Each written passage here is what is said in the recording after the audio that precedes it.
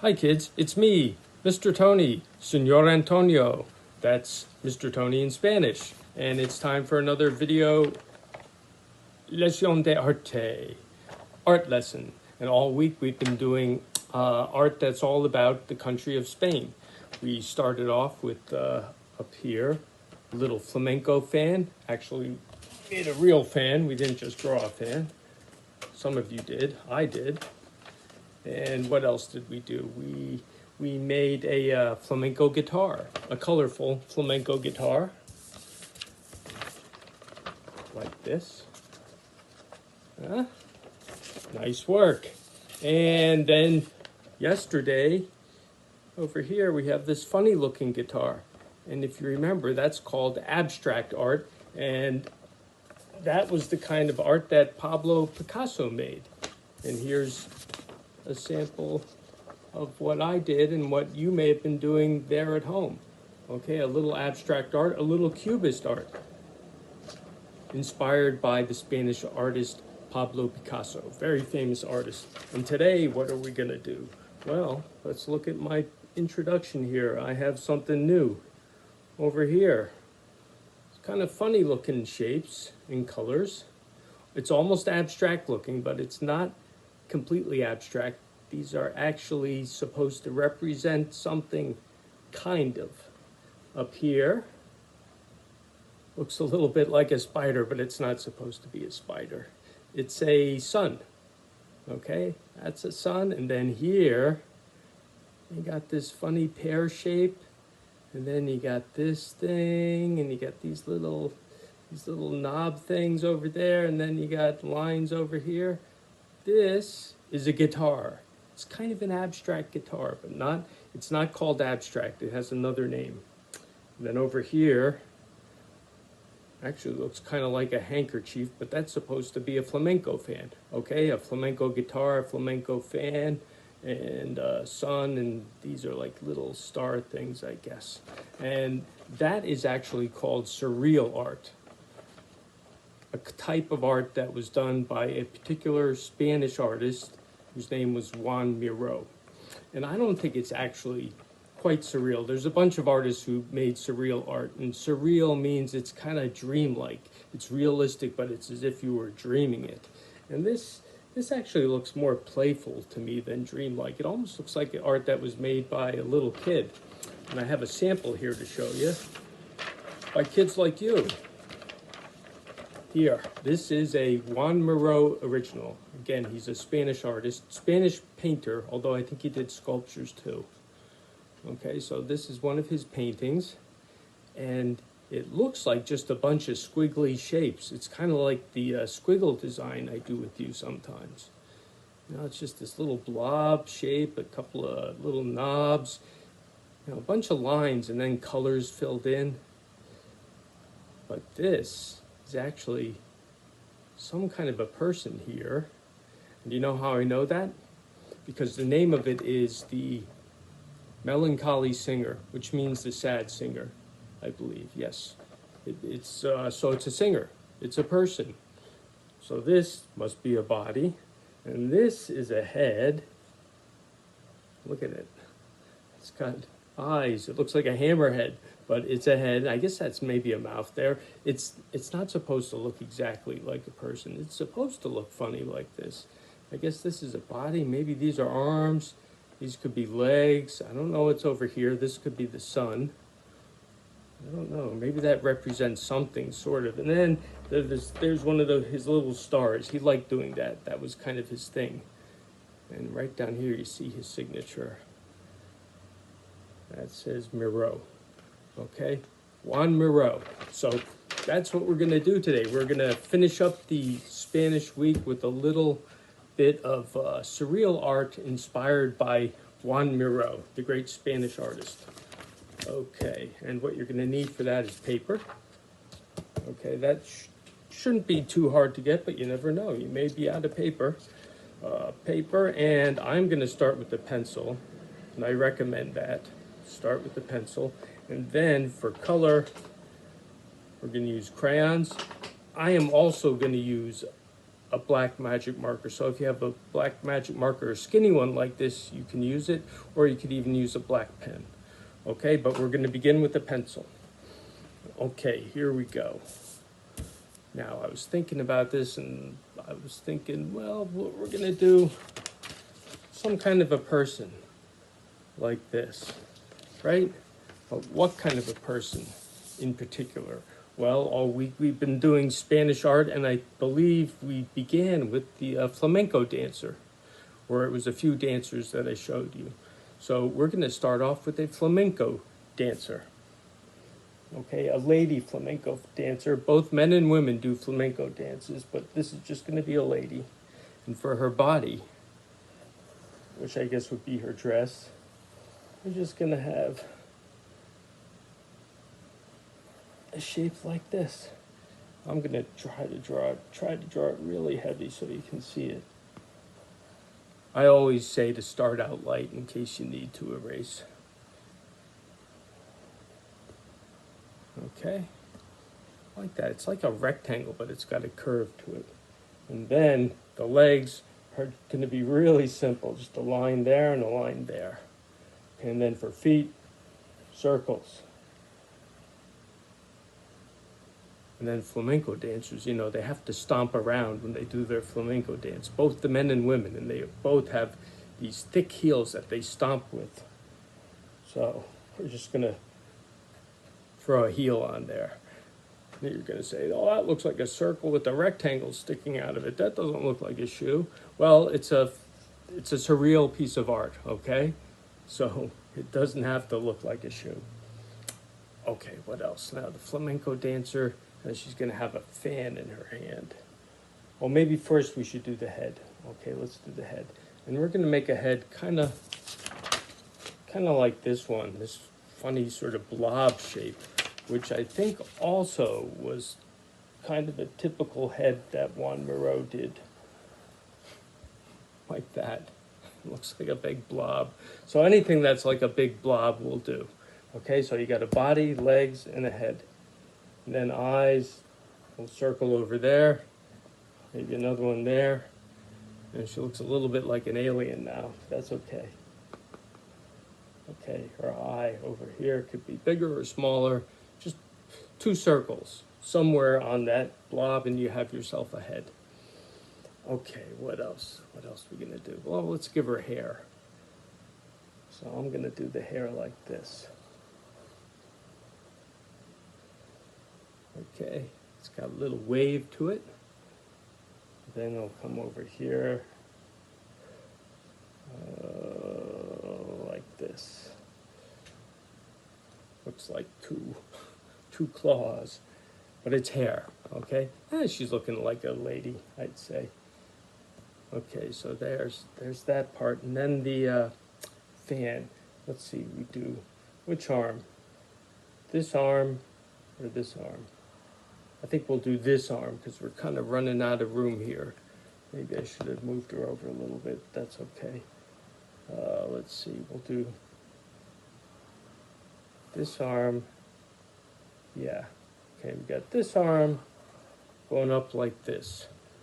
She's going to be holding her fan like so. And we're not even going to give her a hand. We're just going to have the fan kind of coming right out. And you can have it go over her head a little bit. That's okay.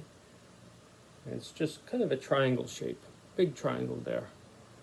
And then let's see. Let's just put some lines on it. And the lines don't have to be like this, all nice and even and spreading out. You just go across back and forth and you have yourself a fan. It's not supposed to be realistic, okay? So leave it kind of funny looking. That's what we're after. Okay, the fan, and then the arm. What shall we do with this other arm? We're going to put the other arm like that on her hip. You know what? I'm going to make it like she's got her hand in a fist on her hip, like that. Okay, that looks pretty good. Let's see, what else? Oh, let's put a sun up here. We got all this space. We want to balance the picture, okay? Right now we got all this space over here, so this space needs something. Let's do a sun. Draw a sun. Circle. Okay, doesn't have to be a perfect circle. Anything close to a circle is good. And then we're going to make some rays on the sun, and these rays are just going to be kind of wiggly.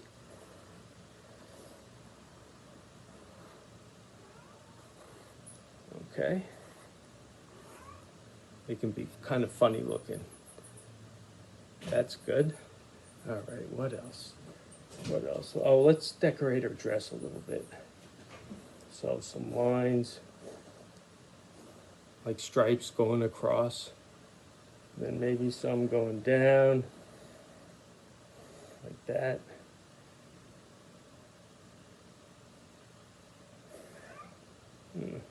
Okay, I don't know if I like that, but I guess that'll do. Okay, and what else? I had some other things planned out here. Oh, let's do a moon over here. We're going to put both the sun and the moon in this picture. We'll just do a moon over here.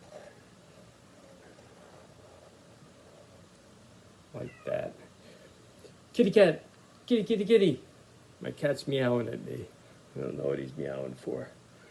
Okay, we got the moon, we got the sun, and we're going to do some stars. Those Miro stars.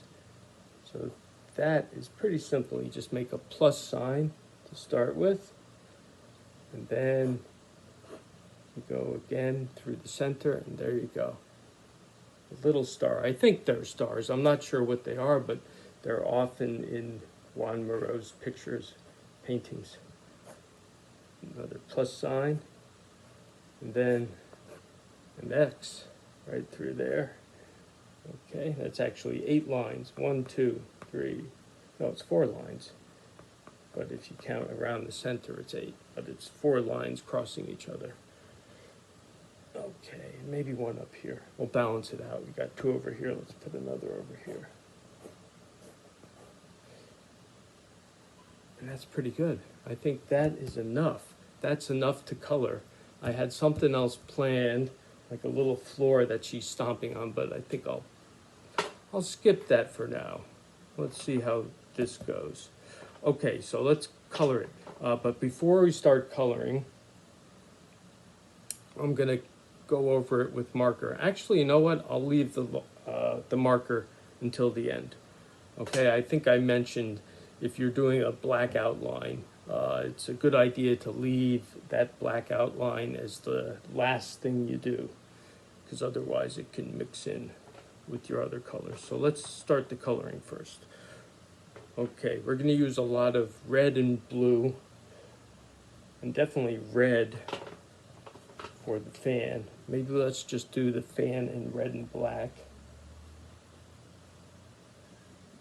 because it's a flamenco dancer.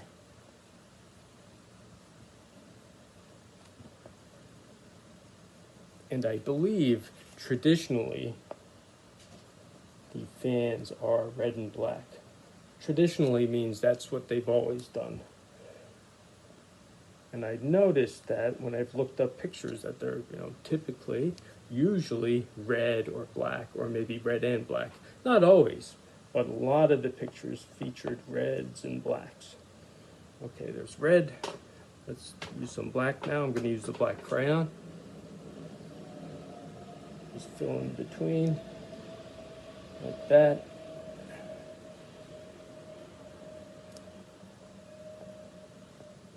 Go there. I'm going over her head. That's okay. I guess it's in front of her head. And that's it. That's it for the fan. And now some of the dress.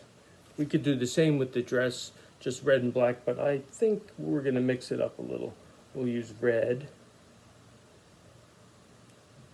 A bunch of reds. Maybe red there too. And then maybe red over here.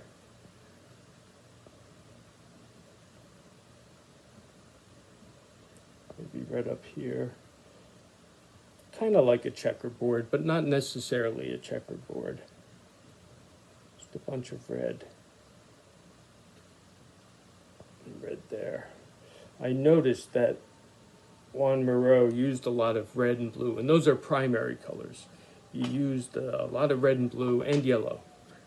Those three colors are primary colors. He didn't use a lot of sunny tropical colors. He used a lot of these basic primary colors, red and blue and black. Kitty! My cat keeps meowing at me. I don't know if you can hear him. I don't know what he wants. He wants something. Okay, that's pretty good. What else could we put in there? Maybe some green. Do green here. And more black. Black over there. Black there. She does look kind of like a checkerboard. There. Maybe there. And what else? Maybe a yellow.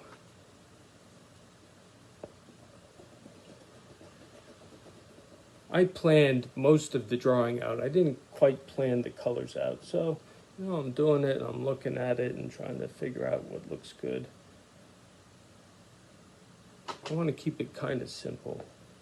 Since it's such a strange, odd drawing, I don't want to use too many colors. That might be too much. We can at least keep the coloring kind of simple. That's good. And how about brown for the hair? Where's brown? There's brown.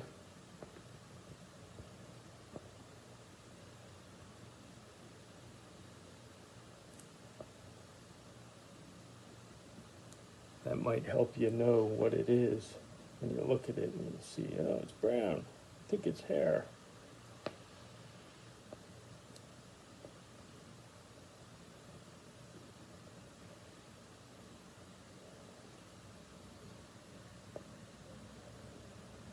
Go over there. And well, I'll give her a brown hand over here. And how about some black shoes? You know what? Let's make the circles black.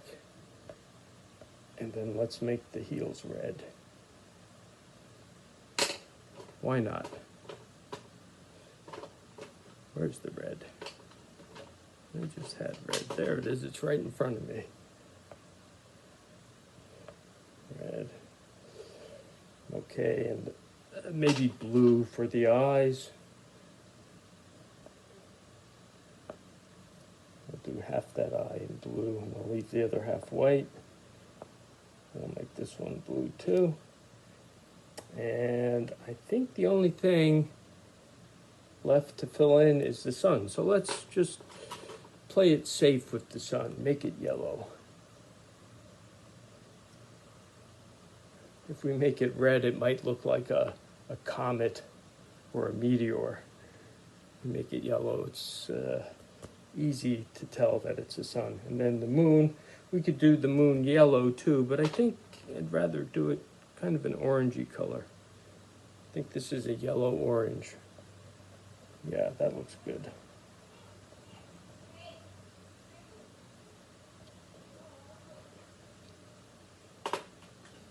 Okay, that's the coloring part. Now I'm going to take my black marker. And if you don't have a black marker and you've done this with pencil and crayon, you can use crayon. Crayon will work fine. You can't get a really nice, clean line like this with the crayon. Okay, but that's not terribly important. I just wanted to demonstrate how sharp you could get your line with the crayon. I mean with the marker, rather than a crayon. If you look at Juan Miro's paintings, those lines are kind of fuzzy. They're not perfectly clean and sharp. They're pretty sharp, but not perfectly clean and sharp. So he probably did that with the brush and was just very careful. And for this, I'm going to do it with a marker, and I'll see how it looks. It might turn out that I actually prefer the crayon.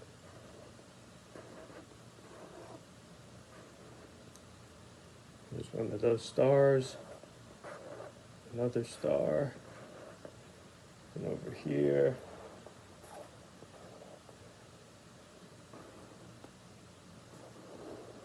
And over here. Like that. And then even on the lines inside her dress, I can go back in with the marker, although the marker doesn't go over crayon too good. It's the crayon. The crayon is kind of waxy. It ends up getting kind of stuck on the marker, actually. The waxy stuff. There's a line there, the shoes, the heels. This is an arm, right? And then another arm over here. See, the nice thing about doing this with the markers, it kind of cleans it up a bit. A crayon would clean it up too and give it definition. That's what I'm doing here. I'm giving nice definition to the sun with the outline.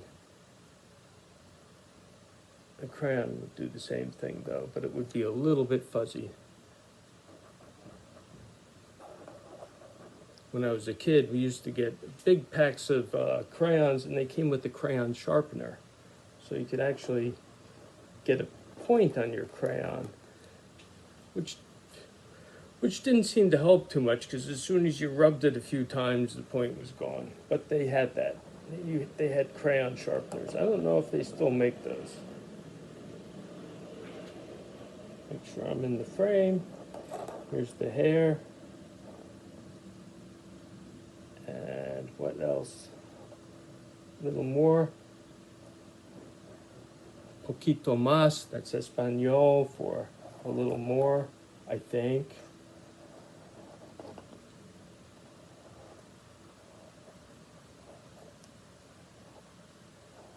Right, and una cosa más, one thing more.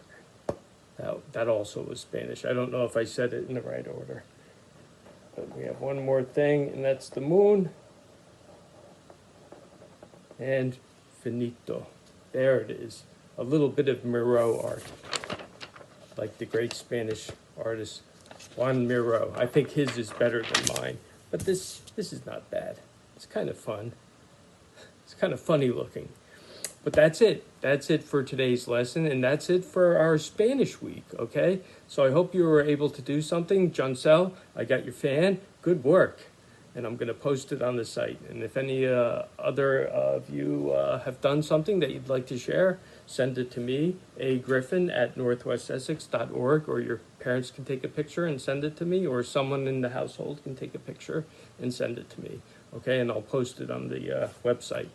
But that is it for today and for our Spanish week, our week of Spain, okay? I will see you next week. I hope you have a good weekend.